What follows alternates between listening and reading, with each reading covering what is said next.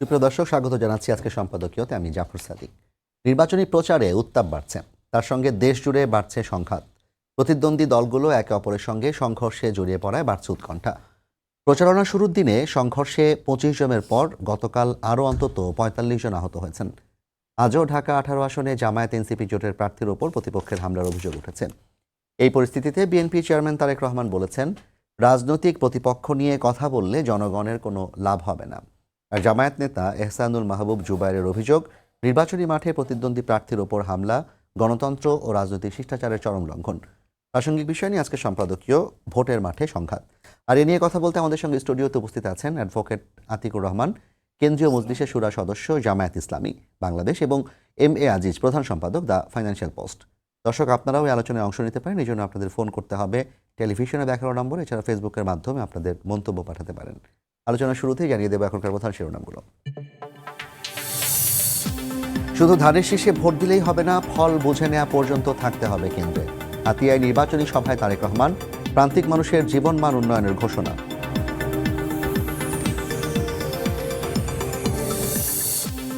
কৃষি শক্তির প্রভাব খাটাচ্ছে একটি দল, ভোট ডাকাতির চেষ্টা হলে প্রতিহতের হুঁশিয়ারি জামায়াত আমিরের। দুর্নীতি চাঁদাবাজি ঠেকাতে 11 দলীয় জোটকে ভোট দেওয়ার আহ্বান।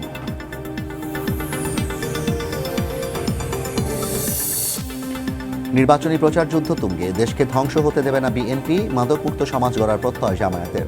ভোটে জুলাই শহীদদের স্বপ্ন পূরণের আশা এনসিপি।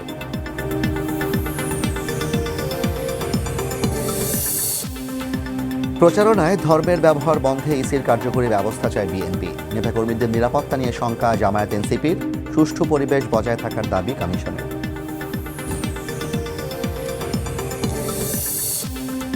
এবং নির্বাচন সামনে রেখে 3 বাহিনীর সঙ্গে প্রধান উপদেষ্টার মতবিনিময়, অংশগ্রহণমূলক সংখ্যামুক্ত ও সুষ্ঠু নির্বাচন আয়োজনে নিরপেক্ষ দায়িত্ব পালনের নির্দেশনা।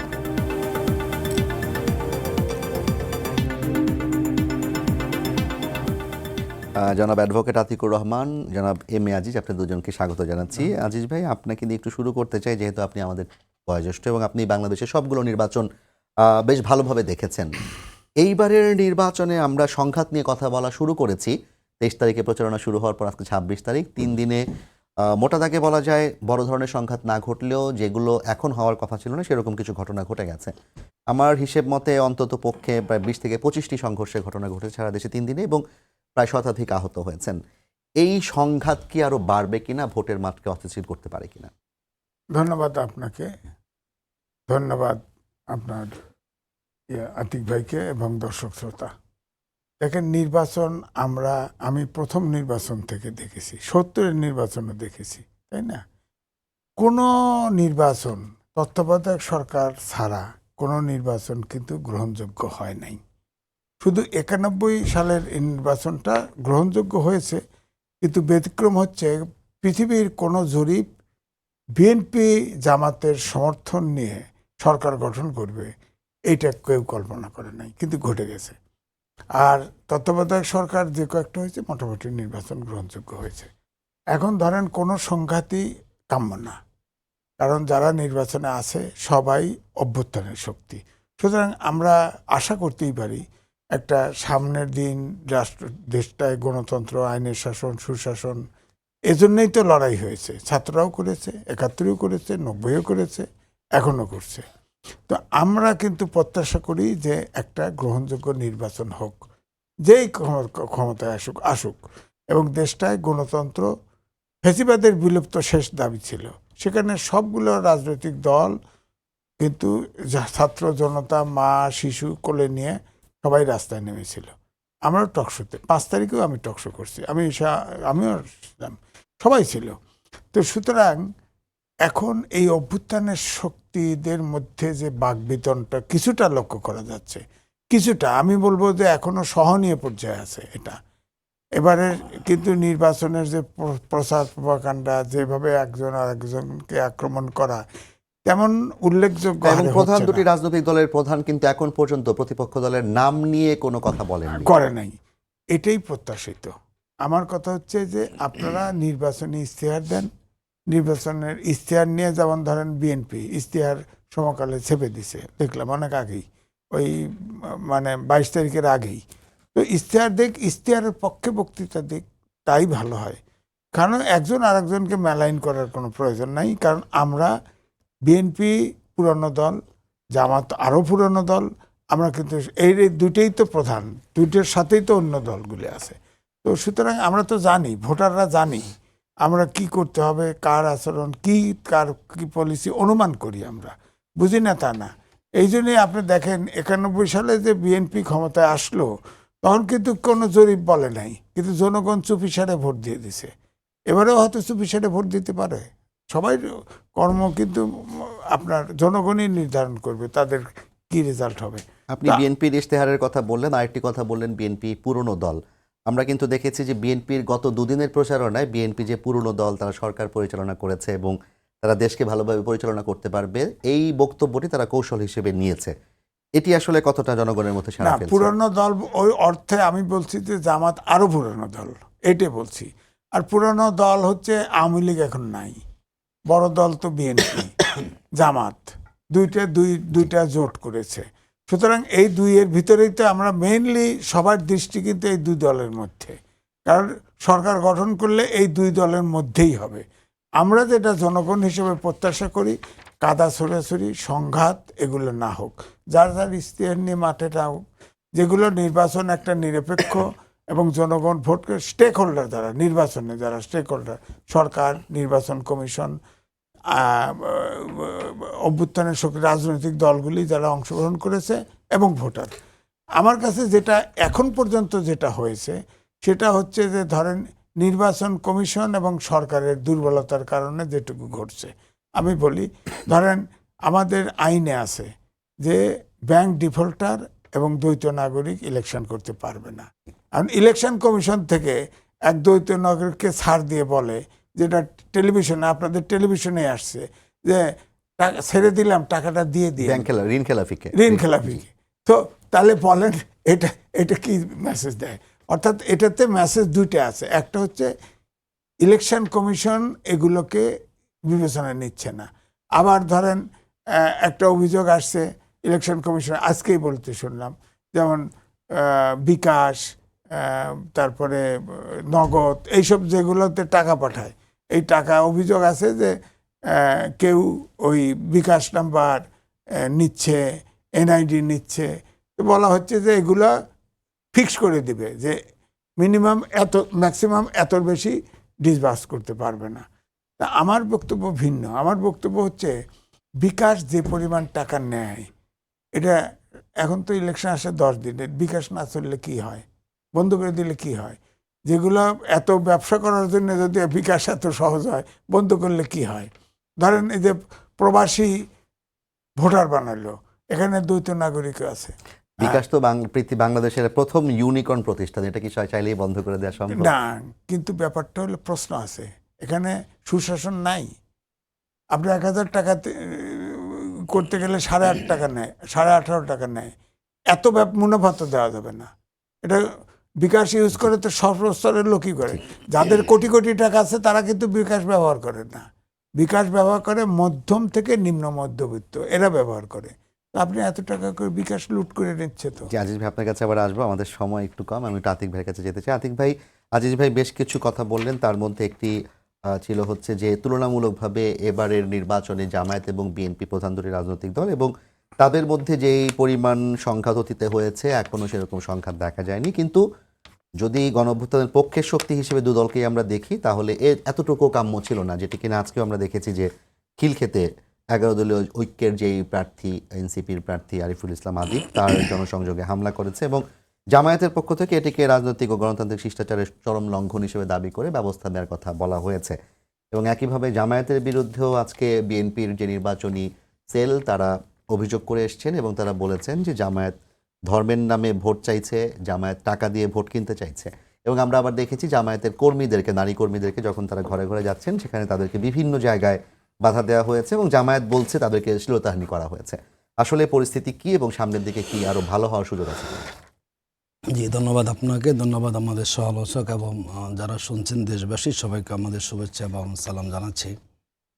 দেখুন, প্রথমে ধন্যবাদ জানাই আমাদের আজিজ ভাইকে, উনি ওনার জায়গা থেকে অত্যন্ত সুন্দর বিশ্লেষণ করেছেন এবং এটি আমরা মনে করি আমাদের সবারই গ্রহণ করা প্রয়োজন। যেহেতু নতুন বাংলাদেশে আমরা আছি এবং আমরা সবাই মিলে একসাথে দেশটাকে গড়তে আমরা চাই। দেখুন, নির্বাচনী আমাদের প্রচার প্রচারণা শুরু হয়েছে।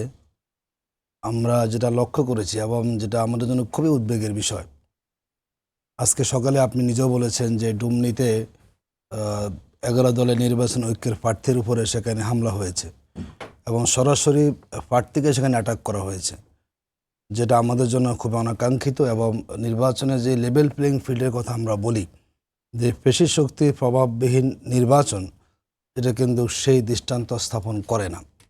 দ্বিতীয়ত, আপনি খেয়াল করে দেখবেন গত 2 দিন যাবৎ বলা যায় বাংলাদেশের 12 থেকে 13টি জেলায় জামাতের যারা নারী কর্মীরা ভোট চাইতে যাচ্ছেন বিভিন্ন বাড়িতে, তাদের উপরে বিএনপি এবং তাদের অঙ্গ সংগঠনের নেতাকর্মীদের হামলা চলছে। যদি আপনাকে বলি সুনির্দিষ্টভাবে, নীলফামারী, লালমনিরহাট, চুয়াডাঙ্গা, লক্ষ্মীপুর, যশোরের জিকরগাছা, শরীয়তপুর, কুমিল্লা মনোহরগঞ্জ এবং টাঙ্গাইলের গোপালপুর, বোলা, মেহেরপুর, কেরানীগঞ্জ, ঢাকায় এটি এমন এমন ঘটনা ঘটছে, নারীরা বিএনপি থেকে তাদের মহিলা দলের নেতৃত্ব যাচ্ছেন। আমাদের পক্ষ থেকে কোথাও সেখানে বালদার কোনো অভিযোগ কেউ বলতে পারবে না। আমরা তো বাংলাদেশের অর্ধেক হলো নারী ভোটার। জামাতে নারী কর্মীরা যাবে খুবই স্বাভাবিক, জামাতে দাঁড়িপাল্লার পক্ষে কিংবা জোট প্রার্থীর পক্ষে সমর্থন নেওয়ার জন্য। তো সেখানে গত 2 দিনে 12টি ঘটনা ঘটেছে। এবং আপনি জানেন যে আমাদের লালমনিরহাটে এটা অলরেডি ভিডিও আপনারা দেখেছেন সামাজিক যোগাযোগ মাধ্যমে, নারীর হিজাব টেনে খোলার দৃশ্যটা দেখে যুব দলের একজন নেতা সরপেশনে দাঁড়িপাল্লার প্রচার করতে গিয়ে নারীর কান ছিঁড়ে ফেলা হয়েছে। এবং আমি দেখলাম গতকালকে চাঁপাইনবাবগঞ্জের বিএনপির সাবেক এমপি পাপিয়া, উনি বলেছেন যে যারা জামাতের পক্ষ থেকে আসবে ভোট চাওয়ার জন্য কোনো বাসায় কিংবা ছাত্রী সংস্থার, তাদেরকে পুলিশ দিয়ে ধরিয়ে দেওয়ার জন্য একজন অন্তঃসত্ত্বা নারীকে সেখানে তারা লাথি মেরেছে। এই যে ঘটনাগুলো ঘটছে, যারা আমার নারী অধিকারের কথা আমরা বলি, যারা নারীর মর্যাদার কথা আমরা বলি, যদি ভোটের মাঠে যদি আপনি নারীর সে অধিকারটাকে দিতে না পারেন, তাহলে মুখে ইশতেহারে অনেক কথা বলা যাবে, সত্যিকার নারীর মর্যাদা সেখানে রক্ষা হবে না। আমরা নির্বাচন কমিশন অনুরোধ করব, এই ঘটনাগুলো কিন্তু আমাদের খুব বেশি মূলধারা মিডিয়ার দিকে কিন্তু আসেনি। আমরা দেখলাম ছোটোখাটো ইস্যুগুলো তারা নিয়ে এসেছেন। এই যে নারীরা লাঞ্ছিত হচ্ছেন, নারীরা হেনস্থার শিকার হচ্ছেন, হামলার শিকার হচ্ছেন, এই নিয়ে কিন্তু খুব বেশি মিডিয়াতে আমরা পত্রিকাগুলোতে আমি দেখেছি আপনার যে রেফারেন্স, এগুলো পত্রিকা থেকে এবং এটি চলছে। আমরা বলে অবিলম্বে এই প্রক্রিয়া বন্ধ করা উচিত। কোন অবস্থাতে কারো যাতে নারী হেনস্থার শিকার হয়, এটি আমরা কোনোভাবে আমরা গ্রহণযোগ্য মনে করছি না। নারীদের হেনস্থা করার বিষয়টা আপনি তুলে এনেছেন, এটি আমরা পত্রিকাগুলোতে দেখেছি। এবং অধিকাংশ ক্ষেত্রেই জামায়াতে যতগুলো আক্রমণ হয়েছে জামায়াতের উপরে, সবগুলোর মোটামুটি বলা যায়, আমার কাছে তথ্য আছে, 60 থেকে 70% হচ্ছে নারী প্রার্থীদের প্রচারণাকে কেন্দ্র করেই এখানে সংঘাতটা শুরু হয়। কিন্তু যে অভিযোগে সংঘাতটি হয় সেটি কিন্তু ভোট চাওয়ার অভিযোগে তারা সংঘাত করছে এরকমটি বলছে না প্রতিপক্ষ দল। তারা বলছে জামায়াতের নারী কর্মীরা বাসায় বাসায় গিয়ে এনআইডি, ভোটার নম্বর এবং বিকাশ নম্বর সংগ্রহ করছে। এটি আসলে পরিষ্কার হওয়া দরকার, এটি আসলেই করছে কিনা, করে থাকলে দেখুন, কেন? এটি একটা অভিযোগ, অভিযোগের সপক্ষে তো আপনাকে প্রমাণ দিতে হবে।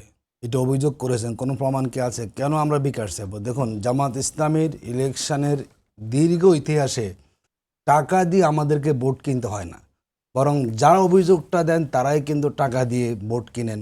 তারা এখন নানা কাজ করেন, তারা বস্তিতে গিয়ে টাকা, এবং আমরা দেখলাম অনেকগুলো ভিডিও আমার কাছে এখানে আছে যে তারা নগদ টাকা দিচ্ছেন সেখানে হলো ভোট কেনার জন্য। জামাত ইসলামী আমরা যে আদর্শিক সংগঠন করি, আমরা কখনো টাকা দিয়ে কিংবা পেশি শক্তি ব্যবহার করে কেন্দ্র দখল করে ভোট কেন্দ্রকে প্রভাব বিস্তার করে এই জাতীয় কাজ কখনো আমাদের দীর্ঘ ইতিহাসও নাই।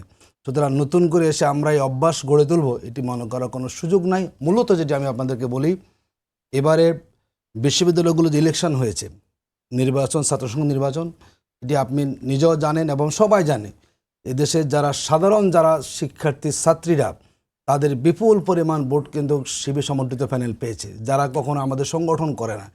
এবং বিএনপি সারা দেশে তারা জরিপ করে দেখেছে এবারে নারী ভোটারদের 80% ভোট দাঁড়িপাল্লার পক্ষে পড়বে।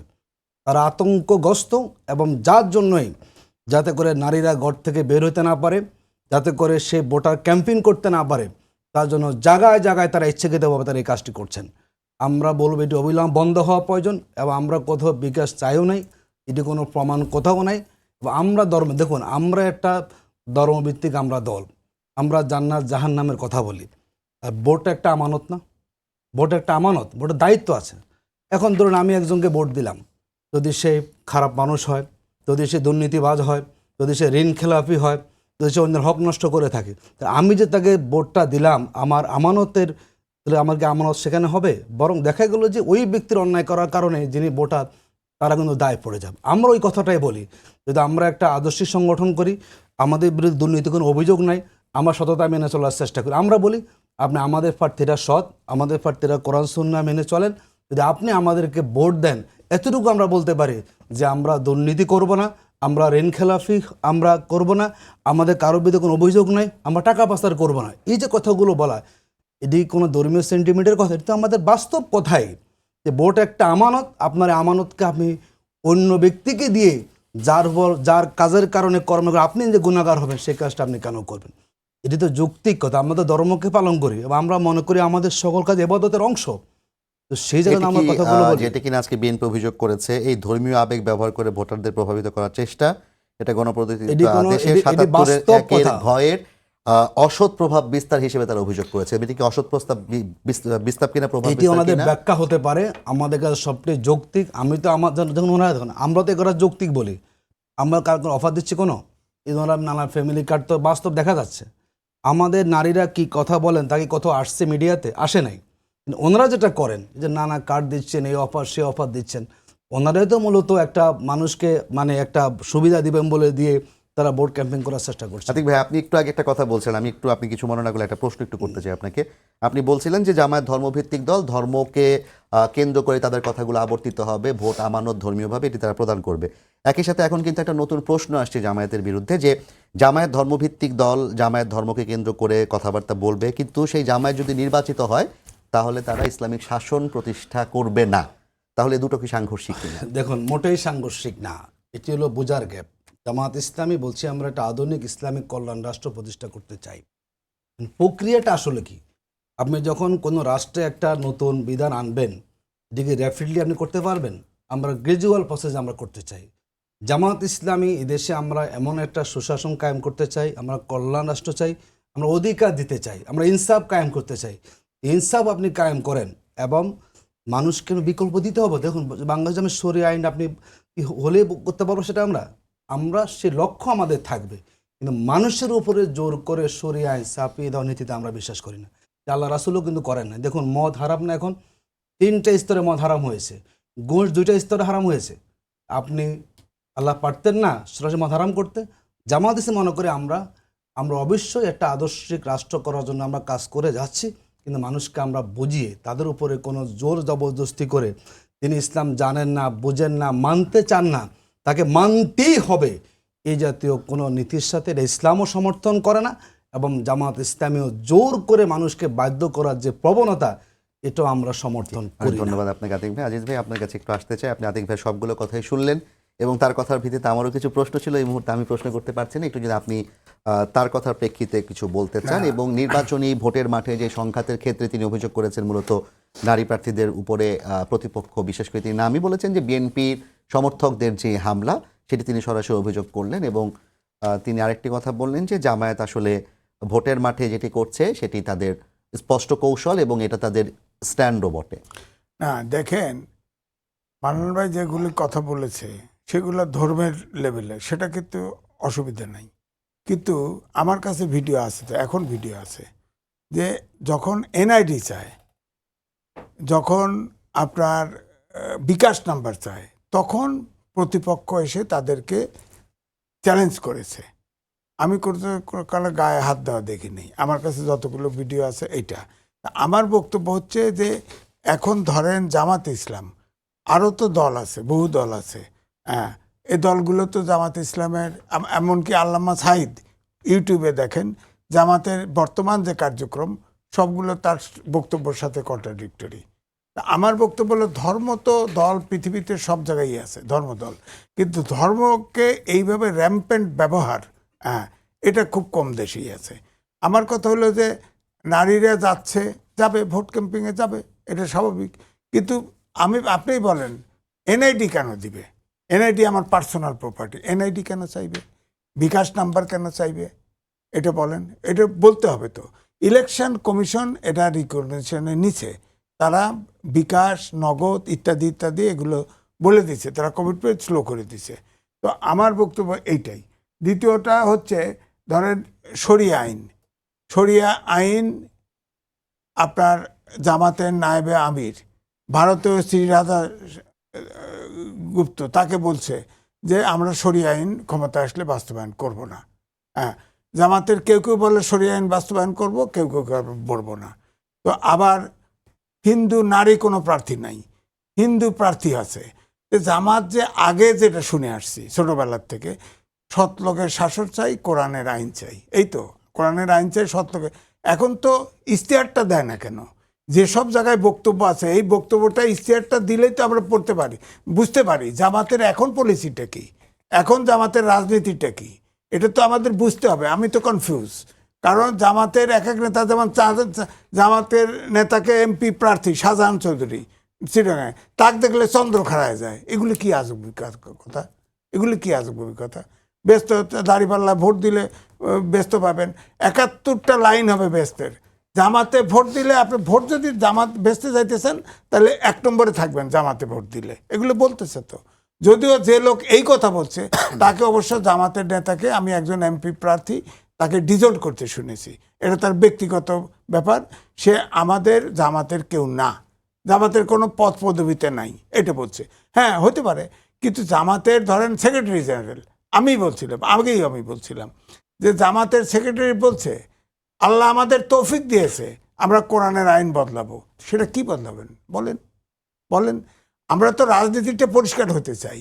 যেমন বিএনপি একটা মধ্যপন্থী দল, হ্যাঁ, বিএনপি জাতীয়তাবাদী দল, মধ্যপন্থী দল, আমরা এটা স্বীকার করি। যেমন বিএনপির সাথে জামাত বহু বছর ঐক্যজোটে ছিল, নির্বাচন করেছে, বিএনপি সরকার গঠন করেছে, সেখানে 2 জন মন্ত্রীও ছিল, এটা ঠিক। কিন্তু আওয়ামী লীগও কিন্তু বারবার ট্রাম্প কার্ড ব্যবহার করত, যে মুক্তিযুদ্ধের পক্ষের শক্তি আর মুক্তিযুদ্ধের বিপক্ষের শক্তি। এই ট্রাম্প কার্ড ব্যবহার করতে করতে সবারই তার করতে করতে তাহলে ফেসিস্ট বানা ফেলাইছে। তখন শেষ পর্যন্ত দেশের লোক তাকে ধাওয়া দিয়ে দিছে। তো আমার কথা হচ্ছে যে এখন যদি ইসলাম ট্রাম্প কার্ড হিসেবে ব্যবহার হয়, ধর্ম তো আরও আছে দেশে, আপনার শরিয়া আইন বাস্তবায়ন করলে সেটা বলেন, না করলে সেটাও বলেন, আপনারা ইশতেহারটা দিয়ে ফেলান। আমরা জামাত সম্পর্কে পরিষ্কার হই, জামাতের রাজনীতি তো আমাদের কাছে, সাধারণ মানুষের কাছে পরিষ্কার নয়। কারণ যখন শরিয়া আইন করবেন, একজন আমি বক্তৃতা দিতে শুনলাম, আমার সাথেই বলছে যে শরিয়া আইন করব, যার যার ধর্ম তার ধর্মীয় আইনে চলবে।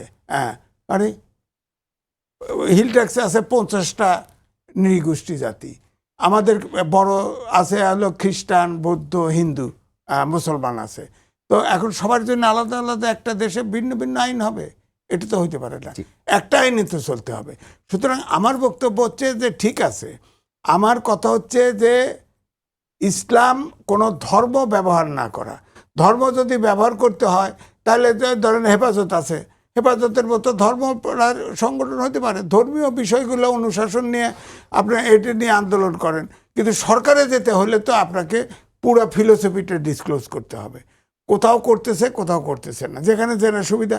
এখন জামাতের ভিতরে এলোপাথারি কথা শুরু হয়ে গেছে, নেতারা একরকম বলে, আবার এমপিরা একরকম বলে, কর্মীরা আর একরকম বলে।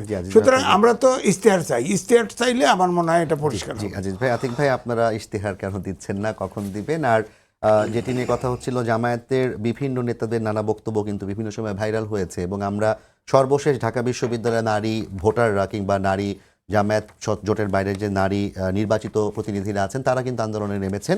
সম্ভবত দক্ষিণাঞ্চলে একজন জামায়াত নেতার একটি কথা, যে ডাকসু নিয়ে একটি বাজে মন্তব্য করেছেন বলে ঢাকা বিশ্ববিদ্যালয়ের শিক্ষার্থীরা সহ অনেকেই মনে করছেন। সেই ক্ষেত্রে আপনারা অস্বীকার করার পরও তো আমরা দেখছি যে আপনাদের এমপি প্রার্থীরা এই ধরনের কথাগুলো বলছেন, কিন্তু এটির ব্যাখ্যাগুলো সুস্পষ্ট হচ্ছে না। দেখুন, প্রথমত হচ্ছে আগামী 1 তারিখে আমরা ইশতেহার দেব, এটা আমরা ওপেনে দেব এবং সংবাদকর্মীরা জানবেন, এবং সেই ইশতেহারে জামাত ইসলামী কীভাবে আমরা দেশ পরিস্থিতির উল্লেখ থাকবে। তার আগে আমরা এটা সাবমিট করেছি, আপনি জানেন, সেই সামিটও কিন্তু জামাত ইসলামের রাষ্ট্রচিন্তাটা সেখানে আমরা ধারণ করেছি। সুতরাং জামাতের এখানে অস্পষ্ট কোনো কিছু না, বোঝাটা আমাদের অস্পষ্ট। যদি আপনি জামাতকে বুঝতে চান সবই বুঝবেন। প্রতিদিন আমাদের বক্তব্য আসতেছে, আমাদের ছোটো ছোটো আমাদের সাহিত্য আছে, আপনি সহজে বোঝার সুযোগ আছে। জামাত ইসলামীকে বুঝতে হলে একটু চিন্তা করলে বোঝাটা সম্ভব। আমাদের সব কাজ ওপেন, আমাদের গোপন কোনো কিছু নেই।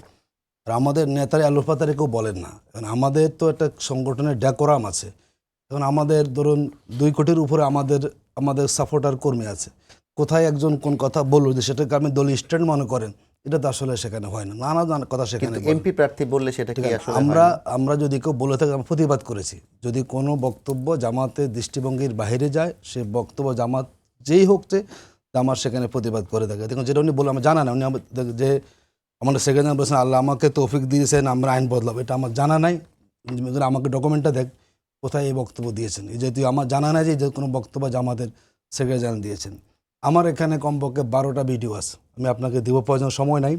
যে বিএনপির নেতারা যে মানে টিকিট বিক্রি করতেছেন, দানের শেষে ভোট দিলে জান্নাত পাওয়া যাবে, অমুকের নাম নিতে হলেও অজু করতে হবে, ব্যাপক পরিমাণে এখানে কিন্তু আছে। আমি সব মানে বিএনপি এগুলো বলছে, হ্যাঁ আপনি বলছেন। বিএনপি, আমাদের তো কোনো প্রমাণ নাই। আপনি আমাকে প্রমাণ স্যার অভিযুক্ত করছেন, আমাকে ডকুমেন্ট এখানে আছে একদম 10 নেতার কমপক্ষে, আমি সব একসাথে করা আছে সেখানে, কে কোথায় বলেছেন, কোন নেতা বলেছেন। না, আপনাদের সুতরাং কুষ্টিয়ার আমরা আজকের মনে করি- সমাবেশে আমির হামজা আপনারা প্রতীক তুলে দিলেন। আমরা মনে করি আমির হামজার সাথে শোনেন, প্রতিনিয়তই বলছেন। আমরা মনে করি আমরা ধর্মকে অনুসরণ করি, ধর্ম আমাদের জীবনের অবিচ্ছেদ্য অংশ।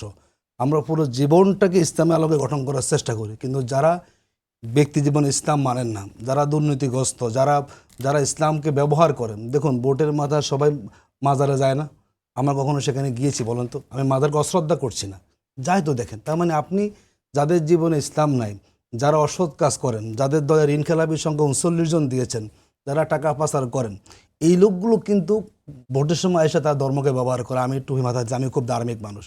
আমরা মনে করি জামাত ইসলামী, আমরা Islam is the complete code of life. এটা আমাদের জীবন, আমাদের রাষ্ট্রচিন্তা, আমাদের সমাজ, আমাদের পরিবার থেকে শুরু করে আমাদের পররাষ্ট্রনীতি, সব ভিতরে আমরা ইসলামকে মানার চেষ্টা করি। আমরা ধর্মকে ব্যবহার করি না, বরং ধর্মকে নিয়ে আমাদের জীবনটা সেখানে আপনাদের পরিচালিত সেই হয়। ধর্মীয় অনুশাসন কি আসলে পুরো দেশের, যেটি তিনি বলছিলেন পাহাড় থেকে শুরু করে সমতল, হিন্দু থেকে শুরু করে বৌদ্ধ, খ্রিস্টান, অন্যান্য ধর্মাবলম্বী সবার জন্য প্রযোজ্য হওয়ার দেখুন, সুযোগ আছে? ইসলামের রাইট সবার জন্য আছে। ইসলামী রাষ্ট্রে সকল মানুষ নিরাপদ সেখানে থাকবেন, কারো অধিকার সেখানে হস্তক্ষেপ করা যাবে না। ইসলাম কিন্তু কোনো ইনসাফ সেখানে থাকে, কারো অধিকারকে হস্তক্ষেপ করার বিধান ইসলাম কখনো সমর্থন করে না। আর যেটি বলেছেন আজিজ ভাই, এটি ওনারা আসলে জামাত এটি প্রতিবাদ জানিয়েছে। এটি কোনো দলীয় দৃষ্টিভঙ্গি আমাদের নয়, এনআইডি নেওয়া এবং বিকাশ নম্বর 6 এটি একটু আমরা শেষ এটি করতে একটা হবে, পরিকল্পিত সর্বশেষে মব 1 করা মিনিট হয়েছে আছে। জি। মূলত ফ্যামিলি কার্ডের বিরুদ্ধে কাউন্টার করার জন্য। এটি 1 কোনো মিনিট দলীয় আছে, আপনি প্রতিবাদ যেটা আশা নিয়ে আলাপ করি করছিলাম আমরা যে এটি এই কখনো করব না, সংঘাত কি করার জামায়াতের দিক থেকেও শুরু হওয়া কিংবা জামায়াতের ক্ষেত্রে আমরা করতে চাই না। আমরা সবাইকে বলে সবাই সহনশীল হবেন যাতে ইলেকশনটা আমাদের সুন্দর হয়, এটা আমাদের সবার জন্য আপনি কামনা। সর্বশেষ 30 সেকেন্ডে কিছু বলতে চান? হয়তো কি বিএনপির ভিতরে ঋণ খেলাপি 39, এটা ঠিক আছে। জামাতের ভিতরে তো পাওয়া গেছে 2 জন। আছে। আবার বিদেশি নাগরিকও তো জামাতের ভিতরে আছে, বিএনপির ভিতরেও আছে। তো আমার কথা হচ্ছে যে আমি 1 চামচ বিষ খাই আর 10 চামচ বিষ খাই, রেজাল্ট তো একই। এখন এই জন্যে আমি বলছি যে না, যে জিনিসগুলা আমাদের সমাজ অনুমোদন করে না সেই জিনিসগুলো পরিহার করা উচিত। জি, অনেক কারণ ধন্যবাদ আমি আজিজ ভাই বলবো আপনাকে, অভ্যুত্থানের অভ্যুত্থান শক্তি। রহমান, আপনাকে ধন্যবাদ জানাচ্ছি। আমাদেরও প্রত্যাশা থাকবে যেই সংঘাতের সম্ভাবনা খানিকটা দেখা যাচ্ছে সেটি অচিরেই শেষ হওয়া প্রয়োজন এবং আমরা একটি সুন্দর সুষ্ঠু ভোটের মধ্য দিয়ে গণতান্ত্রিক যে অভিযাত্রার পথে আমরা যাত্রা শুরু করেছি সেই যাত্রার গন্তব্যে পৌঁছাতে চাই। সবাইকে ধন্যবাদ জানিয়ে শেষ করছি আজকে সম্পাদকীয়। আগামীকাল আবার দেখা হবে একই সময়। শুভরাত্রি।